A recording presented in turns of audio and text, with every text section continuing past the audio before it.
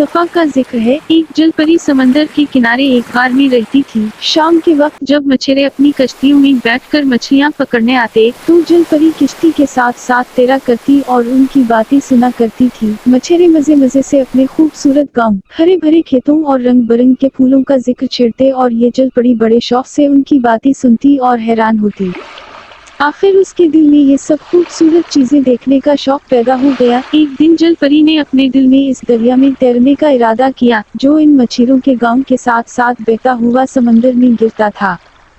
एक रात जब चांद ने समंदर को अपनी किरणों का नूरानी लिबास पहना दिया तो जल परी उस दरिया की तरफ चल खड़ी हुई। दरिया का मीठा पानी उसे बहुत अजीब मालूम हुआ, मगर जल परी खुशी से दरिया में तैरती रही और हरे भरे घास के मैदानों के पास से गुजर गई जहां गायें और भैंसें घास चर रही थी। इन्हें देखकर वो डर गई और पानी में चमकदार दुम हिलाती हुई तेजी से तैरने लगी।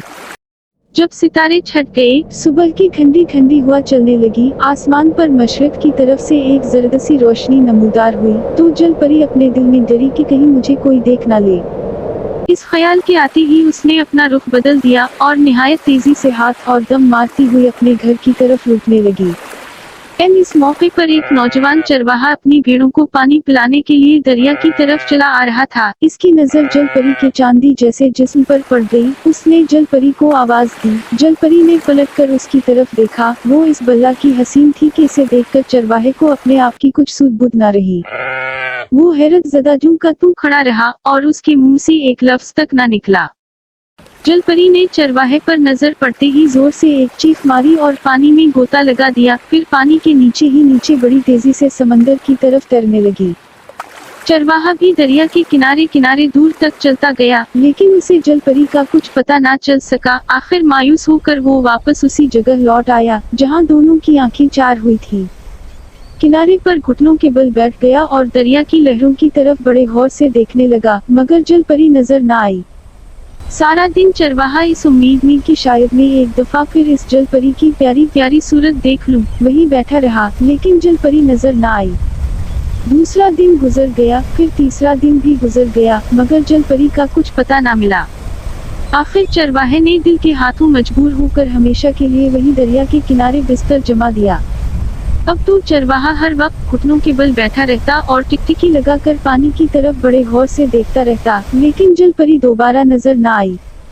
उधर जल परी को अपने गार में सही सलामत पहुंचकर फिर कभी इंसान और इसकी चीजों को देखने की जरूरत न हुई और उसने दोबारा समंदर से निकलकर दरिया का रुख कभी नहीं किया। कुछ अरसे के बाद चरवाहे ने भूख प्यास और गम से वहीं अपनी जान दे दी। चरवाहे के दोस्त जब उसे तलाश करते करते दरिया पर पहुंचे तो चरवाहे की लाश किनारे पर पड़ी थी। लाश इस काबिल न थी कि उसे शहर ले जाकर दफन किया जाता। चुनांचे इसके सब दोस्तों ने ये फैसला किया कि उसे यही दरिया के किनारे पर ही दफन कर दिया जाए। दूसरे साल इसकी कब्र से एक नन्ही मनी कौनपल फूटी और जब कई साल गुजर गए तो वो कौनपल बढ़ते बढ़ते एक बहुत बड़ा और घना दरख्त बन गया।